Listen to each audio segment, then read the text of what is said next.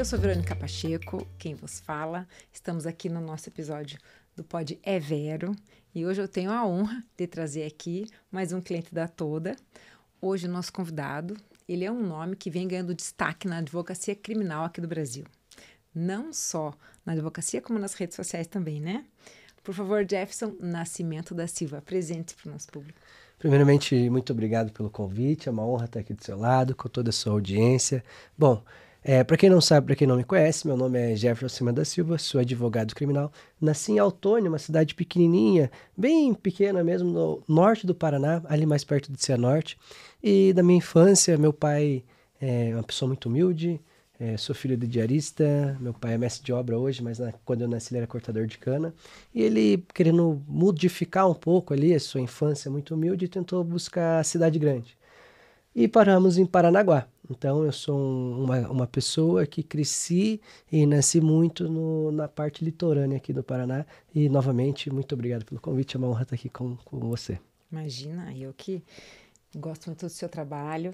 A gente está trabalhando há pouco tempo, mas estou bastante feliz em poder acompanhá-lo e ver aí as suas vitórias diárias. Mas me fale, por que o direito? Bom, como eu disse, minha família, a gente veio de um local muito humilde, então eu fui criado não passei fome, graças a Deus, meu pai e minha mãe sempre lutaram muito, mas eu percebi que dentro da minha família tinha uma pessoa só que era um pouco melhor de vida e era porque ele tinha diploma, ele era um delegado. Então foi daí que eu comecei a focar os olhos e ver que o estudo poderia fazer com que a gente mudasse a nossa realidade, onde a gente nasceu, que a gente não era predeterminado morrer como nós nascemos. Então foi por isso que eu fui para a área do direito. A advocacia em si foi com o tempo que eu fui vendo a questão de vocação, defender pessoas, eu fui estudando mais a Bíblia, conhecendo mais um pouco da humanidade e conhecendo um pouco dentro da faculdade de leis, eu caí bastante sim, para a advocacia criminal. Era essa a minha segunda pergunta. Por que na criminal? Me conte. Então, se teve alguma outra, você já pensou em fazer a família ou tributária? Assim, eu fiz muitos estágios na faculdade, Verônica. Eu sempre procurei, assim, trabalhar muito. Então, desde o ensino médio eu já fazia estágios, mas tudo precisa questão de renda, porque de onde eu vim, minha mãe falava, se você quiser, você vai ter que trabalhar e comprar. Tipo, eu não ganhava nada assim, mas porque meus pais não tinham condição. Inclusive, amo minha mãe, Dona Rosa, amo meu pai, seu Marino, fizeram o máximo que podia dentro das suas limitações. E então eu sempre procurei trabalhar muito. E eu fiz estágios em várias áreas, até direito aduaneiro, sabe? Cuidava das questões ali aduaneiras. E eu fiz estágio em presídio, em delegacia, Polícia Federal, Ministério Público. E com o tempo eu fui vendo como era gratificante defender. Então por isso que eu caí para a área criminal. Por questão de ir tendo contato, mas eu tinha o contato do outro lado, sabe? Tipo, acusação, porque o Ministério Público, apesar de não ser igual aos Estados Unidos, lá nos Estados Unidos é assim, ó, o Ministério Público acusa, é um órgão de acusação. Aqui no Brasil, o Ministério Público é um órgão de fiscal da lei, deveria ser, mas muito se confunde. Então eu trabalhei na questão da polícia, sempre do outro lado ali, e quando eu iniciei a área eu me tornei advogado e conforme os casos iam aparecendo, eu ia vendo que realmente eu nasci para isso. Eu amo o que eu faço. Que legal. Ouvindo isso e vendo muito isso, né, esse teu conhecimento muito, nessa sua determinação, né, incansável em defesa do seu cliente e principalmente em casos de crime contra a vida e contra as drogas, né, pela lei, quais foram os casos ou momentos que marcaram a sua carreira na advocacia criminalística? Então, quando eu comecei a advogar, eu tive um amigo que futuramente virou meu sócio, infelizmente ele veio a falecer, que então eu tive a oportunidade de fazer vários flagrantes, assim, quem não é da área, quando a pessoa acaba de cometer um crime ou foi pego com os instrumentos que levam a crer que aquela pessoa praticou o crime, se chama flagrante, sabe? As pessoas muito assim do leigo entendem que ser pego com flagrante, acaba de cometer o crime, como se fosse isso. Então eu atendendo ali, eu fui desenvolvendo muito a questão de saber atuar na prática. E quando eu entrei, né, em uma audiência da lei de drogas, primeiramente, eu percebi que faltava muito na faculdade, sabe? É como qualquer área, na verdade. A gente se forma, Verônica, e a gente acha que vai saber... Na verdade, a gente não acha que vai saber. A gente tem a maior segurança. Acho que todas as áreas, quando você acaba de se formar, fala, meu Deus, será que eu sei alguma coisa? Como é que vai ser na prática? Então eu percebi que não tinha muito amparato, mesmo eu tendo atuado, olha só, eu fiz estágio em presídio, Polícia Federal, Ministério Público, mas quando chegou meu primeiro flagrante, primeira audiência, eu percebi que eu não sabia muita coisa, sabe? Então eu decidi me especializar. E com aquilo que eu me especializei nessa área, né, na lei de drogas, porque é a lei que mais prende, eu percebi que faltava... Como eu passei aquela dificuldade no início, outros advogados também passavam. Aí eu tive uma ideia de lançar meu curso, Desvendando a Lei de Drogas, que eu coloco, então, não sei se você já parou para pensar, mas fazendo um adendo, 40% de todas as pessoas que vão presas é em razão da lei de drogas. É o crime que mais prende no Brasil, sabe? Explique mais sobre isso, é muito interessante. Então, assim, se você quem tiver curioso pode até dar um Google, 40% de todas as prisões, sabe, que tem no Brasil, tava a última vez que eu vi uns 33%, agora eu tô chutando para 40%, mas assim, no mínimo 1/3 de todas as prisões que ocorrem no Brasil é em razão da lei de tráfico de drogas, sabe? Daí a gente pensa, tá cheio de traficante, a gente vai entrar para uma área que na verdade não é que sejam traficantes. Eu gosto muito de falar, tipo, eu vim de baixo, da periferia, e normalmente quem é da periferia, para eles saírem de lá, eles têm 3 visões. Primeiro, ou eu vou virar jogador de futebol, inclusive eu quase fui jogador de futebol, sempre gosto de falar isso. Ou eles vão virar MC, que é o que tem ali. Ou muito que eles veem, falando de morro mesmo, é o traficante. Uhum. E muitas vezes... O traficante é o bem-sucedido na favela. Para a criança é isso que eles estão vendo, sabe? Muitas vezes se espelham naquilo, é uma questão de realidade. E o pior ainda é quando essas pessoas mais humildes vão procurar emprego na cidade, muitas vezes, querendo ou não, existe um certo preconceito, seja pela baixa escolaridade, ou seja por outro motivo, mas sempre tem mais dificuldade deles conseguirem. Nós, no caso, saímos da periferia e conseguirem um emprego melhor. Sim, eu morei no Rio de Janeiro uma época, eu lembro que eles falavam... lá no asfalto, que é o pessoal do morro, como se fosse uma coisa separada. Nós aqui da comunidade, não vou lá no asfalto. Pois é, complicado, sabe? Ou seja, não vou na cidade, não consigo me relacionar com aquelas pessoas como se fosse outra cidade, outro mundo. Aí pensa bem, a criança ali, que nem eu ainda tive, que meu pai saiu, eu comecei a estudar, tive ali, mas não é todos que conseguem. Eu sou daquela pessoa assim, meritocracia. Com certeza eu sou assim, mas existe também pessoas que vão levar para um lado, vítima da sociedade. Não é isso que eu estou dizendo, não é que seja, tem que ter dó, não. A gente tem que entender que a realidade é um pouco diferente. Sim. É um pouco diferente. Então pare para pensar. Aí para ser MC não é tão fácil também. Jogador então também não. Aí às vezes ali o contexto que aquela pessoa está inserida por não ter uma escola perto, não ter outro tipo de trabalho, é o que sobrou. Então pense que muitas vezes não é o verdadeiro traficante que é preso, na verdade são essas pessoas que queriam ter uma goma, que eles dizem, uma casa melhor para a mãe, estão tentando arrumar uma renda ali, e o que tem de mais próximo seria isso, e acaba virando ali no começo, não precisa se envolver não, só me avisa quando a polícia tá vindo, que é os fogueteiros que eles falam, sabe? Uhum. Então começa aí, quando vê, tá inserido e a polícia chega. Quem que cai primeiro? São essas pessoas. Então não quer dizer que prendem traficantes, não, eles prendem muitas pessoas, são, como que eu posso dizer, um aventureiro do crime, sabe? Uhum. E querendo ou não, é o produto mais fácil. Você vai ali com R$10, compra um crack, revende, ou seja, são coisas mais fáceis de se fazer no sentido, não é que seja fácil no sentido de certo, ou fácil, que não demanda muita inteligência. Eu digo que é o que está mais próximo ali daquela realidade. Então, querendo ou não, por esse e muitos outros fatores, que se a gente for começar a falar, a gente ia debruçar em muito mais tempo, o nosso tempo é um pouco curto. Então, veja que por essas razões, entre outras, que a lei de drogas é a que mais prende. Então, eu sempre falo para o advogado, se você quer se tornar, como eu falo, sou mentores de advogado, tenho cursos gravado, dou aula, eu sempre falo, comece pela lei de drogas, porque com certeza vai ter alguém que foi apreendido ali, foi preso. Não vai faltar. Isso, e aí é a tua chance de mostrar resultado, porque a lei de drogas, assim, se você tem droga contigo guardado, se você está transportando, está expondo à venda, existe 18 maneiras de você praticar o crime de tráfico. Em resumo, se a droga estiver perto de você e você for o proprietário dela, se não for para uso, é tráfico. Então, existem muitas maneiras de praticar o tráfico. Ou seja, se você foi apreendido com a droga, é tráfico, de 5 a 15. Para muitos, não tem o que fazer. De 5 a 15 anos? 5 a 15 anos. Só porque você está portando droga. Isso. Se você estiver portando droga e for comprovado que existe uma circulabilidade, ou seja, vai ser entregue aquela substância a um terceiro, é tráfico. Mesmo que de graça. Então, às vezes, eu conheço alguns primos, alguns parentes, algumas pessoas, amigos, sempre que a gente conhece.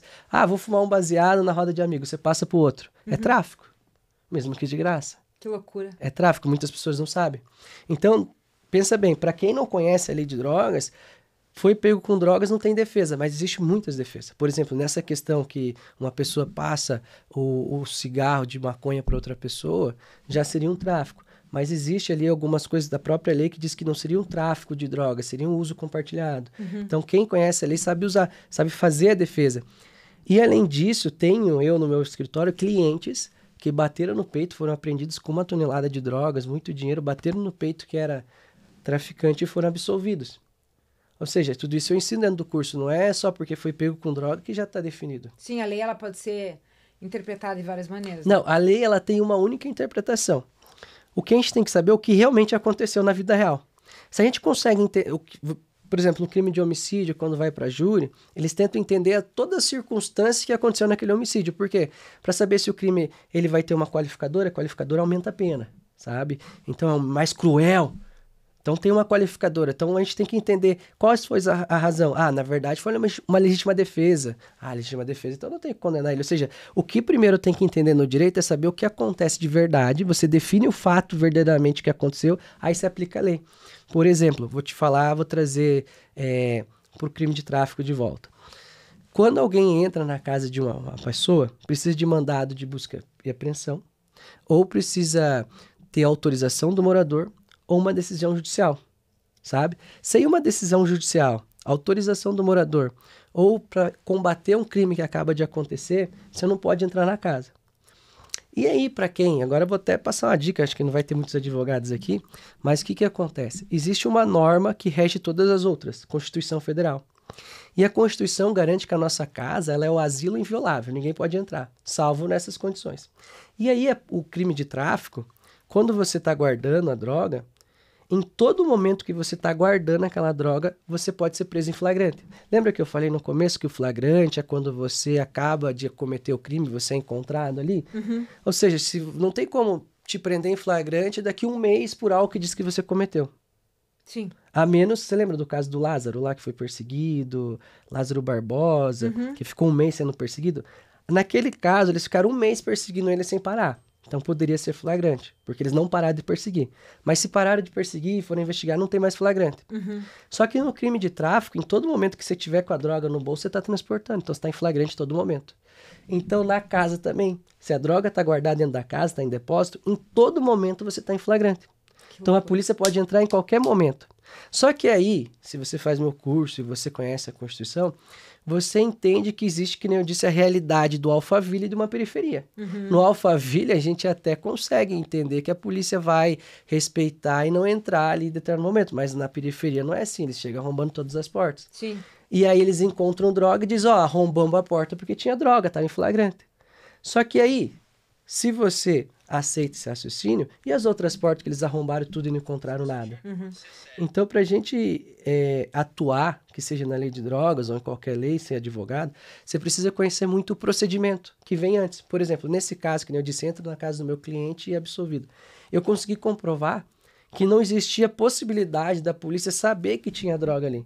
Se ela não sabia que tinha droga, não tinha como estar em flagrante, porque a polícia tem que saber. Sim. Ou seja, então foi uma violação de domicílio e tem que anular aquela entrada em domicílio. Ah, mas é um absurdo, foi encontrado droga ali. Mas daí não é papel do advogado ser crucificado ou julgar o cliente ou a lei que está ali que a gente pediu para observar. E aí, a gente consegue até fazer um gancho com isso que eu estou falando, com o caso do Oruan, que é o que está muito na mídia agora, né? Que o Oruan foram na casa dele 11 horas da noite fazer uma busca e apreensão de um menor. O que acontece? Tinha um mandado de prisão para aquele menor, mas como o menor não comete crime, comete ato infracional, é busca e apreensão. Segundo a lei de abuso de autoridade, é até as 9 da noite, sabe? Até as 9 da noite para você poder fazer busca. E olha lá. Então, depois das 9, não. Então, você espera das 5 horas da manhã para poder. Então, das 5 às 9, você pode fazer a busca, segundo a lei. Segundo a lei de abuso de autoridade, também não se pode entrar na casa de ninguém, nas condições que eu acabei de dizer, se não tiver decisão legal, fora das condições legais. Porque, assim, nós, seres humanos normais, vamos dizer assim, pessoas comuns, nós podemos fazer tudo o que a lei não proíbe. Agora, funcionário público pode fazer tudo que a lei autoriza. Então, se a autoriza, se a lei coloca regras para entrar na casa de alguém, ela só pode entrar naquelas regras. Senão ela está cometendo crime de abuso. E tem uma lei específica de abuso de autoridade, que tem uma pena para quem quer que seja invada a casa do outro. Entendeu? Então, vamos dizer assim, o que acontece? Puxando o gancho por Oruan, era no Alphaville. Dessa vez, eles foram na casa dessa pessoa. Por coincidência ou não, ele era uma pessoa periférica, que existe um certo preconceito em razão do seu pai. E quando, Verônica, eu digo nós que eu vim da periferia, nós conseguimos romper, viemos aqui morar no Batel, vamos dizer que a gente mora aqui, a gente consegue o sucesso e incomoda algumas pessoas, querendo não. Eu não sei por quê. Eu não me sinto incomodado porque eu vim de lá, mas hoje, antes eu achava que não. Mas hoje eu percebo que incomoda mesmo. Então, mas o sucesso incomoda em qualquer lugar, porque você tem o mérito, você teve um sucesso pela meritocracia. E as pessoas que não fazem o que você quis fazer para ter o teu mérito, elas acham que tá errado. Isso são essas pessoas assim que têm esse tipo de incomodação, são as maiorias que estão lá embaixo, que da onde eu vim também. Só que eles não fazem o que é preciso, não querem pagar o preço, ok. Mas eu digo desse outro lado que já está aqui, que de certa forma já tem uma condição financeira melhor, tem um certo, querendo ou não, hoje eu consigo sentir um certo incômodo quando alguém periférico vem para o seu espaço, assim, então fica ali no subconsciente. Aí nós vamos entrar em questão de cérebro também, a gente vai alongar. Mas lá no Oruan, então, vão fora do horário na casa dele, fazer esses cumprimentos de horário, de mandado, agridem, porque tem vídeo, eu estava assistindo ao vivo no dia do Instagram do Oruan, ele estava postando, a polícia coloca eles na parede assim e dá uns tapas na cabeça de vários. Eles batem na cara deles ali, vários, e aí eles falam, viemos buscar o menor. Aí quando eles estão voltando para a caminhonete, começam a arremessar pedra neles, certo? E aí tem vídeo daí desse policial entrando na casa do Oruan, batendo no menino, batendo mesmo para prender ele, e daí eles vão. Aí o que acontece? O Oruan fica com medo, né, e vai para a periferia, pro morro, e grava uns stories. Você chegou a ver que é isso que estão sendo usado contra eles, falando, vocês querem que eu vire bandido? Então vai me buscar aqui vocês não vêm, vocês não têm coragem, vocês peidam, eles falam assim, algo assim. E eu sou filho do Marcinho do VP, vocês estão achando o quê? Olha só, tudo isso que eu quero dizer. Querendo ou não, existem muitos mandados para serem cumpridos e normalmente eles não vão, eles respeitam a regra, mas não quiseram respeitar contra o Oruan. Um advogado que pega aquele caso pode achar... Nossa, olha só, agora tem o vídeo dele. O vídeo que ele fez. Não sei se você chegou a assistir o vídeo. Sim, claro. Foi negado o habeas corpus dele ontem, de liberdade, dizendo que esse vídeo comprova que ele é uma pessoa perigosa. Mas o que eu vejo, né? O que eu aprendi de diferente da minha advocacia? Que na questão, que nem eu falei, existem as regras para cumprimento das coisas. Mas olha só, estão passando por cima das regras que tinham que ter sido cumprido para usar contra alguém em um processo criminal um vídeo que ele fez em razão de algo que ele acabou de passar por uma legalidade. Sim. Você consegue entender, tipo assim, querendo ou não, mesmo que goste dele ou não... Abre o precedente, né? E aí se faz isso com ele, vai fazer com todo mundo. Mas assim, gostando dele ou não, acabou de acontecer uma ilegalidade, um cumprimento na casa dele. Só que a reação dele, todo mundo ignora essa ilegalidade. E aí voltando ali para trás, porque é lei de drogas... Porque eu, como advogado, eu bato o pé para que se respeite aquela ordem que foi quebrada. Então, assim, para não usar a reação dele contra ele. Sim. Sabe? Assim como o juiz, então, tem que desconsiderar as substâncias ilícitas encontradas na casa, não poderia se usar o vídeo do Oruan contra ele, mas nem só por questão legal. Mas por questão também de socioeconômica, de entender que foram na casa dele, deram um tapa na cara dele e usaram a reação dele para punir ele mais. Só que olha só. Que absurdo. Olha que loucura. Ele saiu de uma periferia, querendo ou não, ele é o número 1 do Spotify, ele é o artista mais ouvido, e a sociedade nega... Por mérito de cultura. E querendo ou não, ele tá contando a realidade dele. Ele fala de arma, mas, cara, ele é filho do Marcinho do VP. Você acha que ele nasceu o quê? Com abacaxi, com frutas? É óbvio que devia ter armas ali perto. Então ele tá contando como ele nasceu. Mas querendo ou não, você goste ou não, ele é o artista mais ouvido do Spotify. Isso dá grana. Ele faz show, ele faz turnê. Isso dá grana. A gente vê quantos cantores aí cantavam sertanejo, funk, jazz, ou seja, começa a fazer turnê, eles ficam milionários e ninguém questiona. Ou seja, por por que que não pode, a sociedade quer evitar, não quer engolir que o dinheiro do Oruan é dos shows? Ele faz turnê pela Europa, ele é o artista mais ouvido, por que que querem crer que ele precisa praticar crime? E aí, falando de vivência agora, pensa bem, os meus clientes traficantes, quando eles têm grana, eles sempre falam assim pra mim, eu quero colocar meu filho numa escola, eu quero que ele saia disso aqui, eu não quero que ele viva, como é que, sabe? Então, em que mundo que eu vou acreditar que o Oruan tem envolvimento com o Marcinho do VP, se o Marcinho do VP, ele teoricamente comanda uma das maiores organizações CV, ou seja, o que eu quero dizer, chefe de tráfico que são meus clientes sempre falam que querem que os filhos não vivam disso e querem pagar isso tudo. Em que mundo eu vou achar que o Marcinho do VP foi diferente? E outra ainda, o filho dele conquistou. Goste ou não gostem, ele virou o número 1. Então, esse vídeo, na minha cabeça, não faz sentido dizer que é um vínculo com o pai dele pro crime, se eu que conheço realmente os traficantes pequenos, entendo que eles querem tirar o filho. Óbvio que o Marcinho tirou o filho dele do crime e não deixa ele ser envolvido. Ah, tem vídeo dele com um colega, mas foi com quem ele cresceu. Sim. Diga com quem tu andas e direi quem tu és. O que é isso? É um ditado popular que a gente consegue fazer assim, ó. Não, ambiência, né? Ambiência. Isso. Mas olha só que legal trazendo pro direito. Eles estão fazendo isso, coroa. Além de querendo usar esse vídeo, como eu disse, que não poderia, em razão de todo esse contexto social, eles fazem assim, diga com quem tu andas, direi quem tu és. Ah, ele tem vídeo com um cara que é envolvido. Cara, ele cresceu nesse meio. Ele tem esses amigos. É óbvio que a gente fala, ó, se você anda com 5 pessoas milionárias, você vai ser o sexto, anda com 5 idiotas, você vai ser o sexto. Só que, olha só... não, né? Não é uma coisa... Isso, não, mas isso é o que eles dizem no ditado popular, mas eles estão querendo... explicando, esse é o raciocínio normal das pessoas. Se ele tá andando, ele é também. Diga com quem tu andas, direi quem tu és. Mas isso não é prova de direito. Sim. Isso nunca pode ser prova para dizer que aquela pessoa praticou um crime. Quer dizer, então, que se eu tenho um irmão, eu fui criado com um amigo e do nada ele virou traficante, eu vou ter que virar inimigo dele, não posso andar com ele. Eu andar com ele não quer dizer que eu concordo ou pratico do crime dele, sabe? E eles estão fazendo isso coroa. Por isso que eu digo que... ficar atacando no direito e não puxar para esse olhar, eu acho que vai dificultar mais ainda a liberdade dele. Seria muito fácil, né, se fosse assim. Ah, eu sou obesa, aí eu começo a ir na academia e andar com as fitness, eu vou virar fitness também. Não, tem que suar, tem que fazer regime, tem que malhar pra caramba para você poder ter minimamente o corpo que aquelas pessoas têm. Ou não, claro que respinga, né? Se você tá na favela, respinga tiro. Se você tá no iate, respira, né, champanhe, etc. Mas não necessariamente você tem que incorporar aquilo. Desse exemplo que você deu, ou seja, eu sou obesa, eu preciso fazer o exercício para ficar em forma.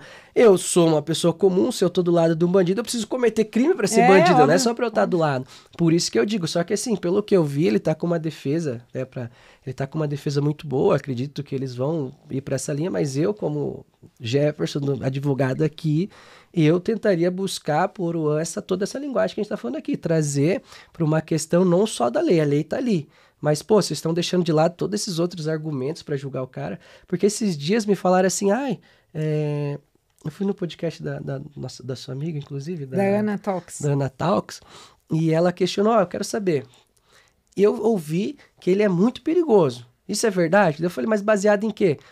Me falaram. Falei, exatamente. As pessoas falam que ele é muito perigoso por ser filho de quem é. Isso é muito injusto com ele. Sim. Eu acho que o Oruan tá preso injustamente. Ele devia ter o direito, já que querem julgar ele, que coloque escuta, faça acompanhamento, mas ele devia ter o direito, como qualquer ser humano no Brasil, de responder esse processo de liberdade, já que já tá comprovadíssimo que em liberdade ele não é perigoso. Sabe por quê, Verônica? Uma pessoa só vai presa antes de uma sentença se tiver comprovado que ela é perigosa solta, seja para o processo ou para a sociedade. E o Oruan solto, o que eu vejo? Eu vejo ele top 1 do Spotify fazendo vários shows de música. Claro isso. Então não tem por que prender ele, eu acho. Que absurdo. Mas enfim, né? Falei um monte, né? Não, adorei. Continua. Você deu uma aula, você tá dando uma aula aqui pra gente. Mais ou menos, né? Eu não quero que seja interpretado errado, mas quando a gente vem falar de direito penal, eu sempre falo para todo mundo fazer um simples lembrança, assim.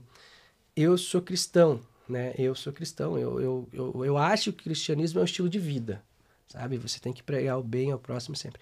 E eu sempre gosto de falar que eu aprendi a dar mais valor à minha profissão depois que eu conheci a história de Cirineu, sabe? Simão de Cirene. Conte para nós. Jesus, quando estava ali, carregando a sua cruz, foi escolhido ali um cidadão jogado para carregar ele, o nome dele é Simão de Cirene, Cirineu. E aí ele pega ali e fala, ó, eu não sou bandido, mas vou ajudar a carregar a cruz. Ele fala isso ainda. Aí ele carrega a cruz lá com Jesus. E eu percebo que o nosso trabalho como advogado não é julgar por que Jesus estava carregando. Ele fala que ele não era, ele não sabe se Jesus era, mas ele ajuda a carregar a cruz. Nós, como advogados, eu não tenho que julgar a pessoa que está sendo acusada. Eu tenho que ajudar ele por aquele caminho, carregando o fardo da acusação, para depois ser definido se ele é culpado ou não. Então, a nossa função como sirineu carregou Jesus, e olha que interessante, Jesus era inocente. Muito.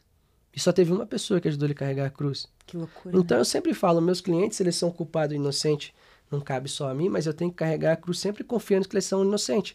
Porque Jesus era inocente. Ah, mas Jesus tinha uma missão. Então, vamos lá. Sem falar de religião, Jesus tinha uma missão, perfeito. Só que a história de Jesus traz milhares de ensinamentos. Milhares. E nós vamos lembrar que os fariseus sempre pediam por Jesus que venha, nosso Salvador, nosso Rei. E aí, quando ele vem? Por ele não estar no cavalo branco, cheio de armadura, ser rico, não aceitaram ele. E a única coisa que Jesus falava é, faça o bem. Faça o bem ao próximo. Ah, se der um tapa na face esquerda, vira a direita para ele bater na outra. Jesus só fazia o bem. Só que as pessoas que pediram ele pela sua aparência, não ser como eles imaginavam, começaram a dizer que não era ele. E começaram a querer a sua morte. E colocaram ele diante de um julgamento. Querendo ou não, foi um julgamento, sem advogado. Olha que perigo. Eu sempre falo, sem advogado, até Jesus pode ser condenado. E foi. Mas olha só, adorei. Para fechar a ideia e a explicação de Jesus, que eu sempre deixo muito claro quando eu vou falar de defesa para entender o meu trabalho, entender por que eu advogo. Jesus foi colocado, querendo ou não, em um julgamento. Querendo ou não, foi um julgamento. E aí? Pilatos lava as mãos, ele fala, não vejo prova e não vejo crime, mas vou deixar vocês desistir. Lava a mão, decidir. E lava a mão, né? Tanto que é aquela cena emblemática da que vira sangue, né? Todo mundo conhece. Eu sempre falo que o Ministério Público faz isso. Eles não têm certeza que a pessoa é culpada, em vez de cumprir o papel que eu estava falando lá atrás, que devia ser fiscalizar, e não concluir que hoje eles fazem o papel de acusação errado, eles deixam em paz, falam, não, decide aí, como falar tribunal do júri, que é erradíssimo. Porque Pilatos tinha o poder na mão, sabia que não tinha crime, não tinha prova, podia soltar ele e falou, foi dar uma... Queria agradar o povo. Queria agradar o povo. Por isso que eu sempre falo, um julgamento não pode querer clamor público. Não pode querer agradar o povo. Ah, eu não concordo, mas não tô nem aí. Você não salvou Jesus quando você podia decidir, e então quem tem o poder de decidir não pode deixar para você. Porque você vai sair por clamor público. Então o Ministério Público já faz isso errado. E olha só, então, sem provas, sem crime, sem julgamento, decidiram soltar Barrabás, que tinha prova que era bandido, que tinha prova que cometeu crime. Só Jesus. Por tudo por emoção, erradíssimo. Então Jesus passou por um julgamento, teve voto e foi condenado sendo inocente. Então eu sempre falo isso. Se você vê alguém sendo acusado, exige a prova. Exija que ele tenha... um julgamento justo e torça para ele ter um advogado que conheça o procedimento. É isso que você tem que fazer quando você vê alguém sendo acusado. Então você está vendo Oruan sendo acusado, vendo Bolsonaro, vendo quem seja, qualquer pessoa sendo acusado, torça para ele ter um julgamento justo e um advogado que não vai negligenciar nos seus direitos. É isso que você tem que torcer. Tô adorando. Por mim, ficava aqui o dia inteiro com você. Mas eu tenho uma última pergunta. Eu já sei a resposta, mas eu quero ouvir de você.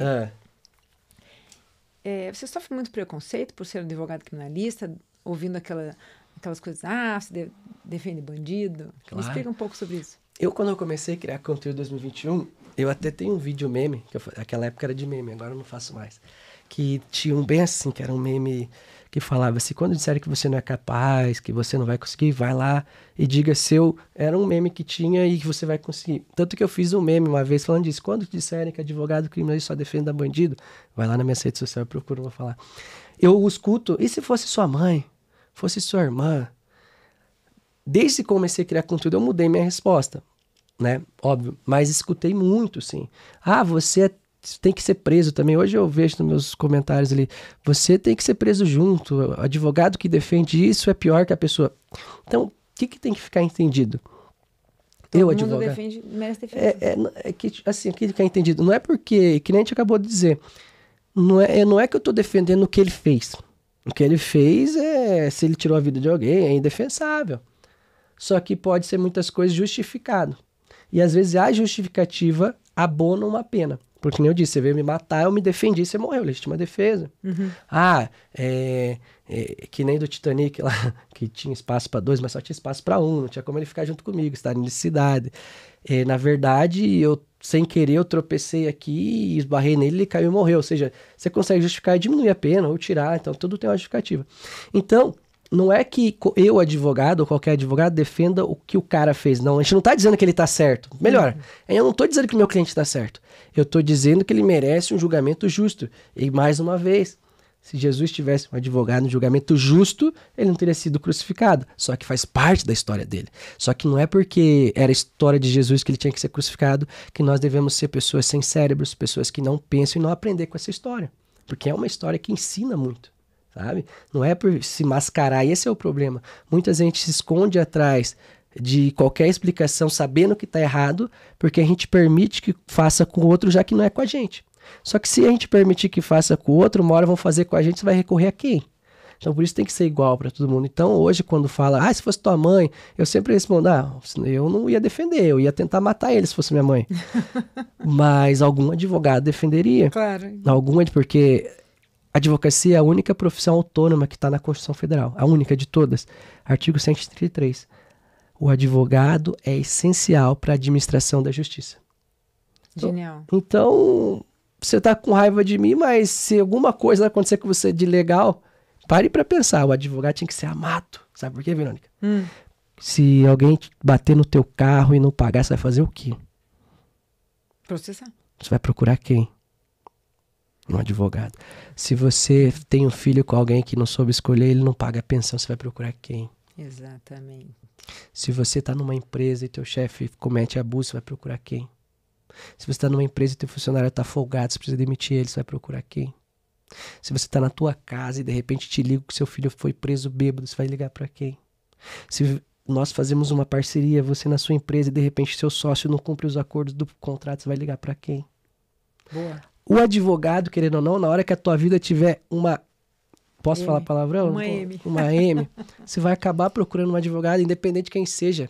Então tem que respeitar. Você agora, por favor, faça o seu Instagram aqui pra gente. Se vocês estiverem precisando de alguém comprometido em resolver um problema, que eu não digo que eu sou advogado, eu digo que eu resolvo problemas. Qualquer problema. Eu tenho um escritório com várias profissionais de várias áreas. Meu nome é Jefferson Nascimento da Silva, advogado criminal em Curitiba. Se você bater no Google, você vai achar. Ou minhas redes sociais, no Instagram, @JEEFFH, Jeff. Sabe por que eu deixei assim e não mudei? Porque eu sempre falo, eu não sei escrever o Whindersson Nunes, ninguém sabe, mas sempre acho o Instagram dele. E esse nickname eu tenho lá de trás, quando eu era criança. Falei, não, vou ficar tão famoso que vão me achar também um dia. Tem meu canal no YouTube também, que é Jeff ou ADV, daí, mais fácil. Mas se vocês estiverem precisando de alguém para resolver algum problema, vocês podem procurar a minha equipe, que nós vamos tentar e resolver o que precisar ser resolvido na sua vida. Eu espero que você nunca precise dele, mas se precisar, já sabe que ele é o cara. Muito obrigado pela sua audiência, muito obrigado pela sua atenção e clica lá. Beijinho, até a próxima.